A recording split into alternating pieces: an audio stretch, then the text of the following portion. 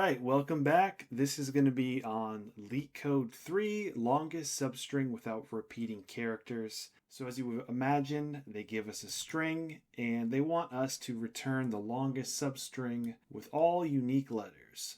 Okay, so pretty self-explanatory. Let's just hop into a naive solution right off the bat. So the first thing I am tempted to do whenever I see non-repeating characters or without repeating characters is probably create a set, right? Because we need unique values. So let's first loop over the string, just making a for loop here. And one way I can do this problem is I can make a set after each iteration. So I'll say let's set equal new set. And then I might create another variable. Let's call it j. And I'm going to set that to whatever I is, okay? And basically the logic I'm going to use here is I'll do a while loop. And I'll say while set does not have s of j, and j is less than s.length, then I would like to add s of j to my set and increment j. So what's going to happen here is I'm checking, does s at index of j, is it exist in my set? If it doesn't, then we can add it, and then I can increment j. At the bottom here, I would like to do some type of comparison to like a longest substring. So let's make a variable called longest, and initially it's going to be set to 0. And we'll just do a comparison here. Math.max will pass in longest for our first argument. And for this second argument, you could use something like count. And you could increment the count of the substring after each iteration of the while loop. But it's actually easier if we just passed in j minus I, because that will give us the length of the substring. So I don't even need that count variable. With that in place, we can just return longest and see what happens. And there you have it. You have a acceptable answer, but it is quite slow, you'll notice. And this is because the time complexity of this problem is O of n squared. We're looping over each individual character with this for loop out here. And then depending on whether we've seen that specific s of j, we're adding it to a set with a while loop. So it's loops nested in loops, which is going to be O of n squared time complexity. So I'm actually going to show you a little bit of a faster way that's O of n, and it's going to use pointers and sliding window. So let's do that now. All right, to do a sliding window technique with 2 pointers, the first thing I'm going to do is just delete all this code.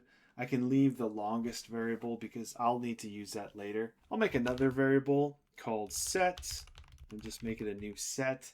And one of my pointers will be called left, and it's going to be an index. I'll set it to 0 initially. So it's kind of a similar idea to the previous problem in that we are going to have a for loop that loops over individual characters of s. So I'm going to say let right equal 0 while right is less than s.length, increment right. As you may have guessed, I'm using left as the start of the window, and then right is going to be the window as it expands across as we iterate through this s.length, right? So what I can do is make a while loop here, but it's going to say while the set has s at right, we want to do something. And what we want to do is delete our value of left.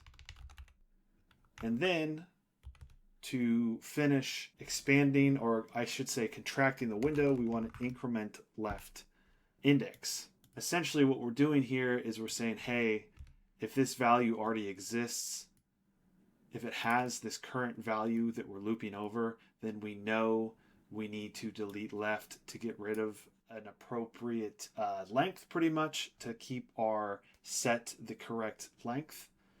All right.